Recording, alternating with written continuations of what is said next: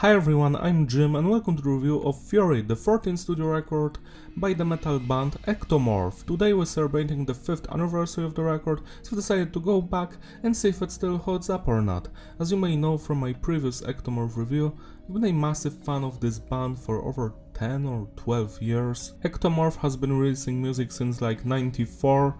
At the beginning they were big fans of Sepultura, stuff like that, and since 2004 they've been more inspired by Soulfly. As the years go by, Ektomorf music becomes faster and more heavier. They also use 8-string guitars already and different lower tunings than before. What's funny about Fury is that the only constant member is the band's vocalist and rhythm guitarist Zoltan. All of the other guys, the guitarist, the bassist, the drummer, are completely new. The production on Fury is tight, it's clean but heavy, the message is diverse, songs are mostly about violence, revenge and anti-religion. The lyrical content fits the music, but it's just generic, there is no social commentaries here or something that will make you feel like you have grown as a person. But yeah, it's still fine. The structure of the songs is basic, standard intro, verse, chorus, breakdown, bridge, chorus, outro. And music is groove metal with some thrash and death metal influences. The record starts with the Prophet of Doom, and the first thing you're going to notice is how the drummer is just phenomenal. His work elevates the entire record, his playing is flawless, because we already know that Ektomorf has those very basic grooves when it comes to the guitar riffs, but when a basic song has great drumming, then it becomes memorable. So the drummer here works in favor of the songs and the band. This song reminds me of Soulfly Prophecy record. The bass is audible throughout the record, the vocals are great as usual. Standard Ektomorf song, 9 out of 10. AK-47 is the first anti-religious song on this record.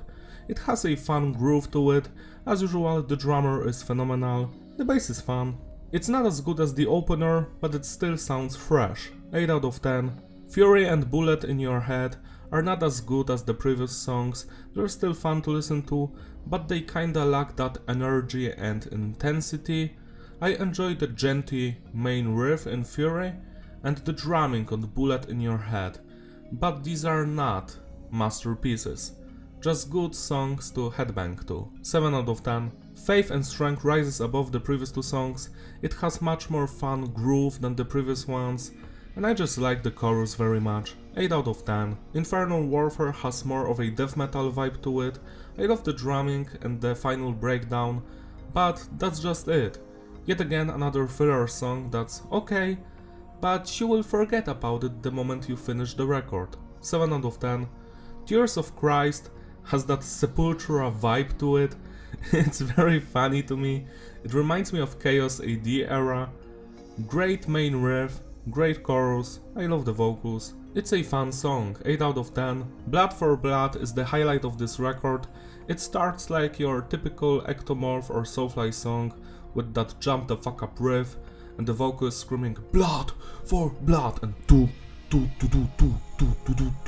Yeah, standard shit, but in the middle there is a blast beat section. It's a surprise, but a welcome one for sure. I love this kind of variety when the song has different tempos. 9 out of 10.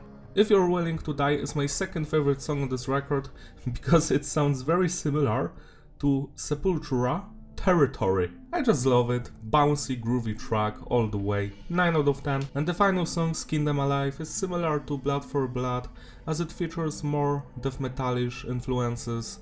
I like the drumming here and the guitar work, 8 out of 10.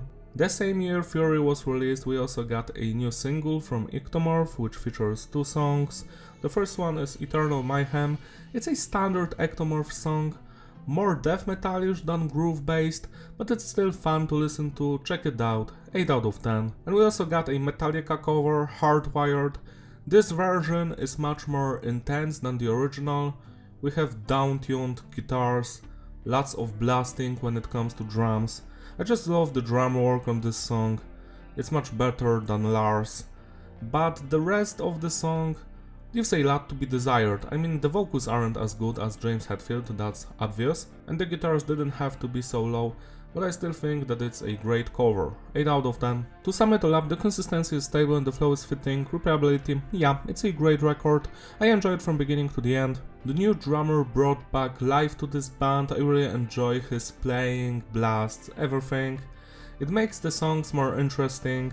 Still, you might be kinda tired when you listen to this record because songs are very similar to each other, but I just love groove metal. What can I say, it's a standard Ektomorf stuff, but it makes me worried because every new album is more intense and heavier than the ones before, and I feel like the band is starting to lose their groovy roots. Same as Soulfly. Newest Soulfly album, Totem, was one of the weakest ones they've ever recorded, and I don't want Ektomorf to become the same. That's all that I wanted to say. Celebrate the anniversary by spinning this record today, it deserves some love. That's all from me, thank you for watching, don't forget to like and subscribe, and I will see you in my other videos. Bye!